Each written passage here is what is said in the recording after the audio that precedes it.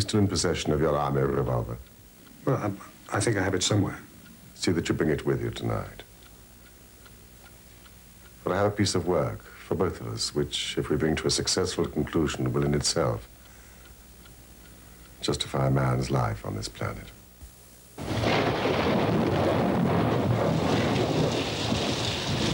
Mystery is made possible by a grant from Mobil Corporation.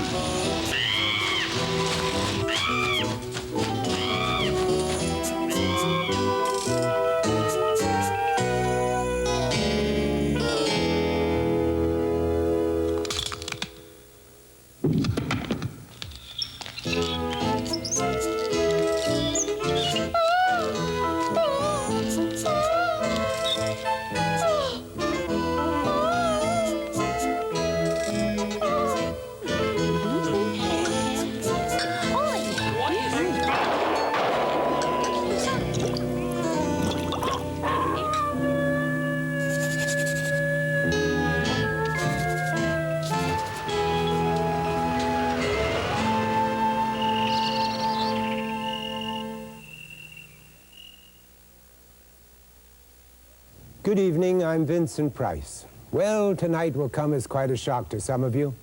After the last view we had of Sherlock Holmes tumbling over the Reichenbach Falls with his arch-enemy Professor Moriarty, who would have thought that we'd be able to introduce our new series, The Return of Sherlock Holmes.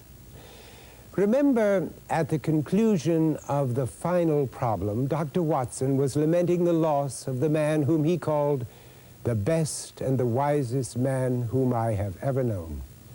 But what really happened? Well, Holmes's creator, Sir Arthur Conan Doyle, had tired of his character and had decided to get rid of him once and for all.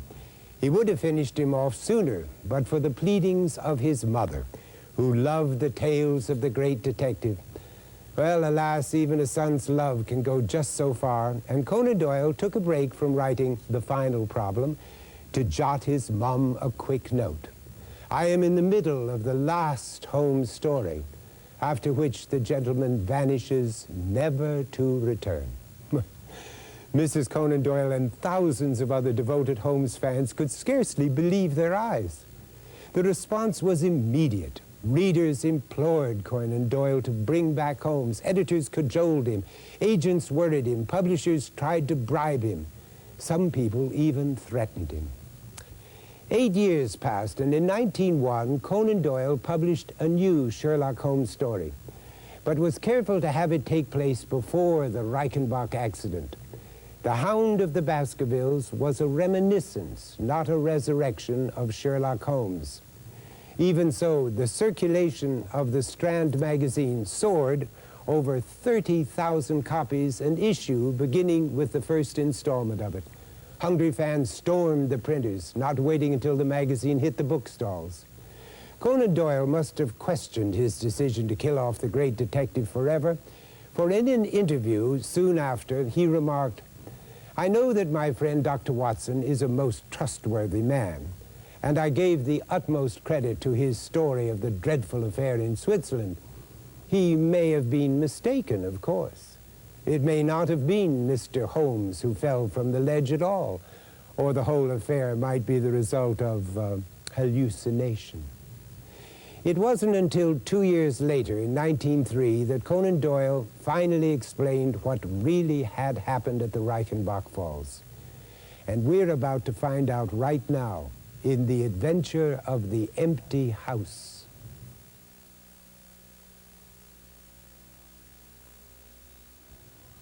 It might be good to remember at this point that even Sherlock Holmes admitted that Professor Moriarty was his intellectual equal. So if Holmes escaped destruction at Reichenbach, why not his arch-enemy as well? Needless to say, this unsolved mystery has prompted Holmes scholars all over the world to come up with dozens of theories. More than one observer has pointed out the state of the world at the early part of the 20th century to show that Moriarty's evil presence was clearly at work. Only the Napoleon of crime, as they claim, could have been behind the outbreak of the Russian Revolution, the stock market crash, and 2 world wars. Another devotee says that Moriarty's corpse was never found because he had developed a terrible weapon called the atomic accelerator, which, as a last resort, he had used upon himself. The weapon would supposedly accelerate the atoms in any mass and thus cause it to shrink out of existence. Well, critics of this particular theory remind us that for this to have happened, the mass energy pressure required would not only have destroyed Reichenbach Falls, but probably would have left a large hole in place of Switzerland. One of the more amusing theories put forth by a Moriarty fan is that the professor returned as the treacherous Captain Nemo in Jules Verne's 20,000 Leagues Under the Sea. Well, whatever. Next week, the game's afoot as Holmes and Watson unravel a very strange case of murder in The Adventure of the Abbey Grange. Until then, for Mystery, I'm Vincent Price. Good night.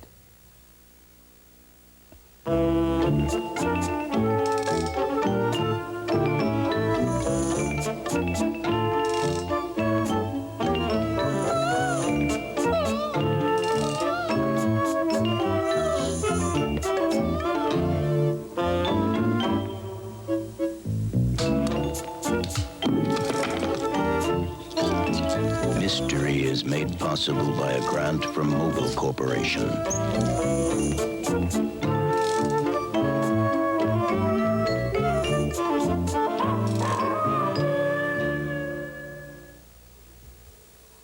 The Return of Sherlock Holmes by Sir Arthur Conan Doyle is published by Viking Penguin and is available in bookstores and libraries nationwide.